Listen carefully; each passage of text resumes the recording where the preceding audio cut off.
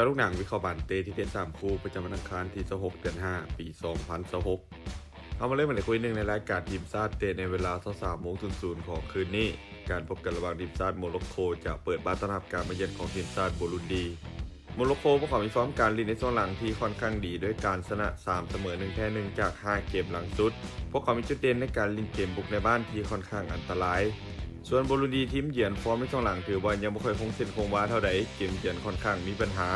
เกมนี้บางจากภาพรวมโมร็อกโกพวกเขามีเกมบุกที่มีความว่องไวและคุณภาพเกมริมเส้นที่ดีกว่าส่วนบูรุนดีพวกเขาอาจจะเน้นตั้งรับลึกแล้วแต่ว่าการเล่นเกมสวนกลับเป็นหลักเกมนี้ถ้าหากเจ้าบ้านโมร็อกโกสามารถยิงประตูแรกขึ้นนำได้ไว้เกมมีโอกาสที่สกอร์จะไหลค่อนข้างสูง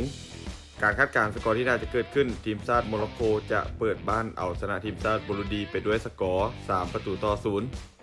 มาตอนคุย2อยู่ที่รายการทีมชาติเตะในเวลา 1:30 ของคืนนี้การพบกันระหว่างทีมชาติไนจีเรียจะเปิดบ้านต้อนรับการมาเยือนของทีมชาติซิมบับเว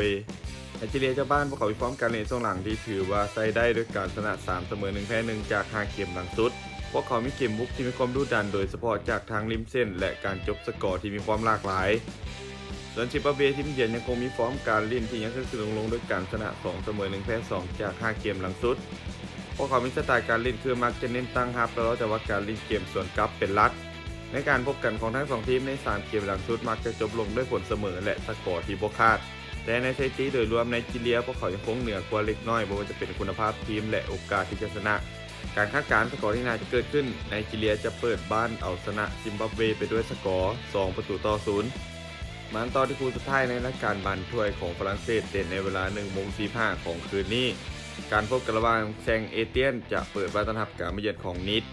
แซงเอเตียนจะบ้านประกอบฟอร์มการเล่นช่วงหลังที่ค่อนข้างแกร่งด้วยการแพ้3จาก5เกมหลังสุดปัญหาหลักของทีมคือเกมรับในช่วงหลังที่เสียประตูค่อนข้างง่ายส่วนนี้ทีมเยือนพวกเขามีฟอร์มการเล่นช่วงหลังที่บ่ค่อยดีเท่าใดแต่พวกเขายังคงมีจุดเด่นในการเล่นเกมรับที่ค่อนข้างแน่นและเกมสวนกลับที่อันตราย